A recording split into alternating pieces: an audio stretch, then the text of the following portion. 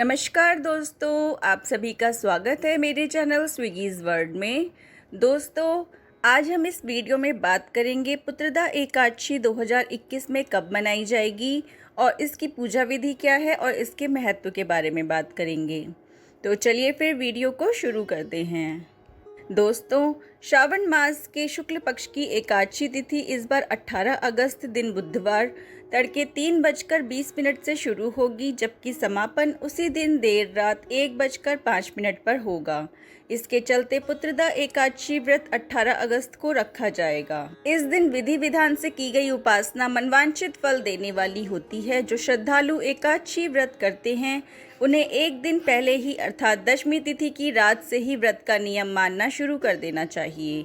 दशमी की शाम सूर्य ढलने के बाद भोजन नहीं करना चाहिए और रात के वक्त श्री हरि विष्णु जी का ध्यान कर सोएं। अगली सुबह सूर्योदय से पहले उठकर नित्य क्रिया से निपटकर स्नान करें।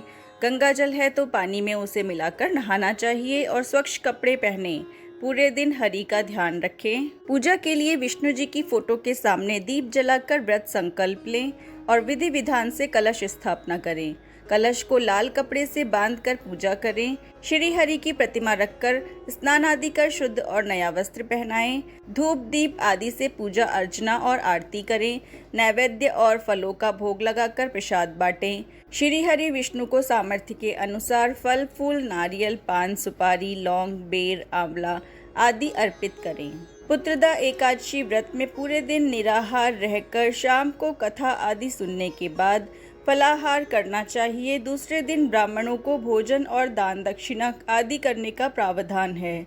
इसके बाद खुद पारण कर खाना खाना चाहिए। इस दिन दीपदान का बहुत महत्व है, ऐसे में यह करना ना भूलें। इस व्रत के पूर्ण होने से मनुष्य तपस्वी विद्वान पुत्रवान और लक्ष्मीवान बनता है। पुत्रदा एकादशी व्रत करने वाले व्यक्ति को पूजा के बाद श्रावण पुत्रदा एकादशी व्रत की कथा जरूर सुननी चाहिए।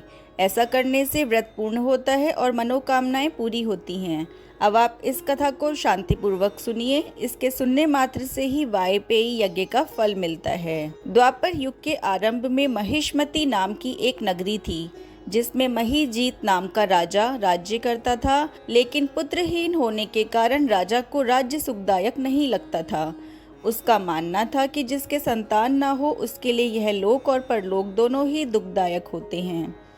पुत्र सुख की प्राप्ति के लिए राजा ने अनेक उपाय किए, परंतु राजा को पुत्र की प्राप्ति नहीं हुई। वृद्धावस्था आती देखकर राजा ने प्रजा के प्रतिनिधियों को बुलाया और कहा, हे प्रजाजनों, मेरे खजाने में अन्याय से उपार्जन किया हुआ धन नहीं है। न मैंने कभी देवताओं तथा ब्राह्मणों का धन छीना है। किसी दूसरे की धरोहर भी मैंने नहीं ली। प्रजा को पुत्र के समान पालता रहा। मैं अपराधियों को पुत्र तथा बांधवों की तरह दंड देता रहा। कभी किसी से घृणा नहीं की। सबको समान माना है। सज्जनों की सदा पूजा करता हूँ। इस प्रकार धर्मयुक्त राज्य करते हुए भी मेरे पुत्र नहीं है, सो मैं अत्यंत दुख पा रहा हूँ। इसका क्या कारण है? राजा महीजीत की इस बात को विचारने के लिए मंत्री तथा प्रजा के प्रतिनिधि वन को गए। वहाँ बड़े बड़े ऋषि मुनियों के दर्शन किए। राजा की उत्तम कामना की पूर्ति के लिए किसी श्रेष्ठ तपस्वी मुनि को देखते फिरते रहे। एक आश्रम में उन्होंने एक अत्यंत वयोवृद्ध धर्म के ज्ञाता बड़े तपस्वी परमात्मा में मन लगाए हुए निराहार जितेंद्रिय जितात्मा जित क्रोध सनातन धर्म के गूढ़ तत्वों को जानने वाले समस्त शास्त्रों के ज्ञाता महात्मा लोमश मुनि को देखा, जिनका कल्प के व्यतीत होने पर एक रोम गिरता था। सबने जाकर ऋषि को प्रणाम किया। उन लोगों को देखकर मुनि ने पूछा कि आप लोग किस कारण से आए हैं? निसंदेह मैं आप लोगों का हित करूंगा। मेरा जन्म केवल दूसरों के उपकार के लिए हुआ है, इसमें संदेह मत करो।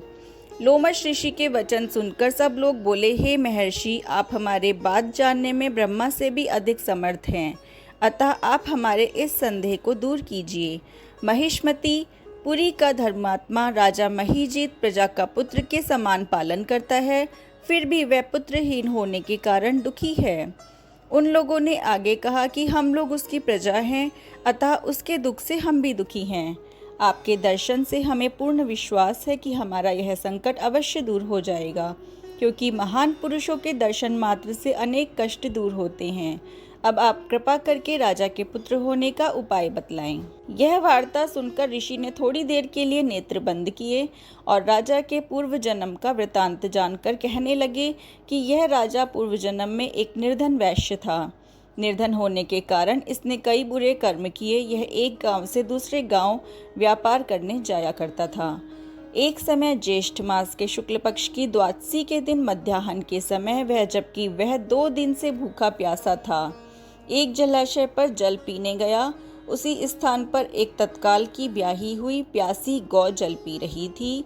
राजा ने उस प्यासी गाय को जल पीते हुए हटा दिया और स्वयं जल पीने लगा, इसलिए राजा को यह दुख सहना पड़ा। एकादशी के दिन भूखा रहने से वह राजा हुआ और प्यासी गौ को जल पीते हुए हटाने के कारण पुत्र वियोग का दुख सहना पड़ रहा है।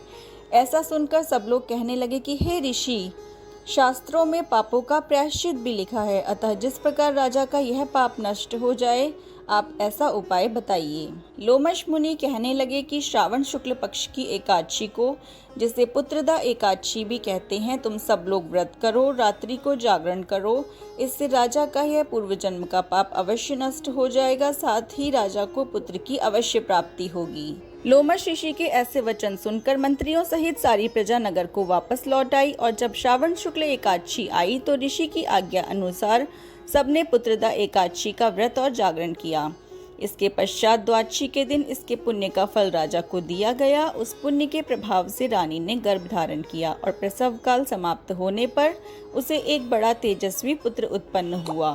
इसलिए हे राजन, इस श्रावण शुक्ल एकादशी का नाम पुत्रदा पड़ा। अतः संतान सुख की इच्छा हासिल करने वाले इस व्रत को अवश्य करें। इसके महात्म्य को सुनने से मनुष्य सब पापों से मुक्त हो जाता है और इस लोक में संतान सुख भोग कर परलोक में स्वर्ग को प्राप्त होता है। तो दोस्तों, उम्मीद करती हूँ आपको यह वीडियो पसंद आया होगा। तो मैं फिर मिलती हूँ एक नई वीडियो के साथ। धन्यवाद।